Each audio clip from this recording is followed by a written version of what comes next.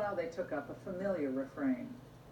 We have a president who not only will not acknowledge that we have an epidemic of white nationalist terror after New Zealand sent just a few people, he's providing the mood music for it. The blood that is spilled is on your hands. We are so past dog whistles now, Donald. You are just inciting violence. What we have is a president who delegates violence, who calls on people to be violent, right? And so the violence comes to the forefront. Well, that's disgusting, and it's shameless commentary. Following Christchurch, Sri Lanka, and the San Diego Synagogue attack, we thought it was a good time to take a step back and speak to folks from different faiths. So here now, Ralph Green, chairman of the Faith and Freedom Coalition, Rabbi Aryeh Sparrow, spokesman for the National Conference on Jewish Affairs, and Asra Nomani, co-founder of the Muslim Reform Movement and author of the book Standing Alone. Rabbi, I want to start with you, your reaction to the commentary by some, not everyone, but some all weekend long. I did hear a drumbeat continue to this morning that the president is somehow to blame for this attack on a synagogue in California. Is that how your community is viewing this tonight? The chorus of what you just played is a chorus of liars. We're talking about a synagogue, a Jewish synagogue that was attacked. There is nobody, there has never been a president that has loved the Jewish people and supported Israel as Donald Trump had. Nothing Donald Trump could have ever said would have caused this. On the contrary, Trump is always supporting the Jewish people. He's lauding the Jewish people. He did that before he was even president. We all know that from New York City. What is so odious here is this group of people, none of them are known for being supporters of Israel or being supporters of the Jewish people. I've never heard of them as being somehow specially supportive of the Jewish people.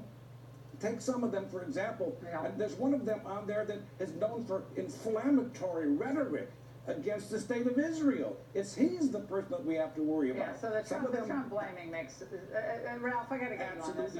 How do the various religious communities, how can they come together after this spate of attacks on places of worship? I have to say, the synagogue, the Christchurch slaughter, the Easter Sunday Mass, as a Roman Catholic, and I was away last week, I cried. I was with someone who was actually friends with the father of the 3 children who died. He was beside himself. And I was sent pictures from people who were there.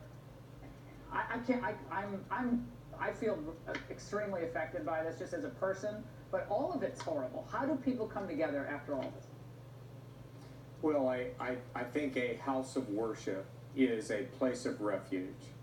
It's a place of love, a place of mercy, a place where we're to receive forgiveness and to be accepted by God as we understand Him to be. And for that place to be a place of violence, of ethnic hatred, in the case of Sri Lanka, of virulent Islamist anti-Christian bigotry, in the case of the attack on the San Diego Synagogue this past weekend, Laura, virulent anti-Semitism, by the way, by a Trump-hating anti-Semite who said he hated Trump because he loved Jews and he loved Israel. So what can we do as men and women of faith?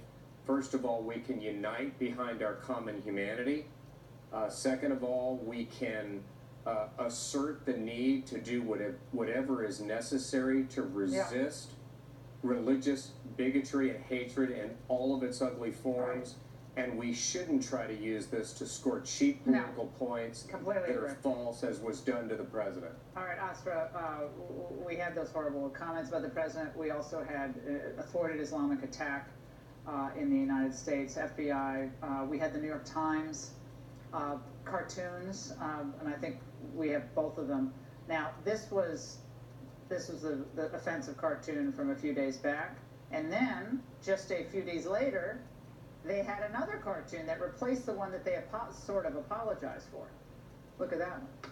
So this is where we are. Like, what is going on here? Well, I go back in history, in my own personal history. 17 years ago, when journalist Daniel Pearl was kidnapped and murdered by one brand of anti-Semitism, 3 men walked into a room with a knife and a video camera and took Danny's life. That was one type of extremism from within my community.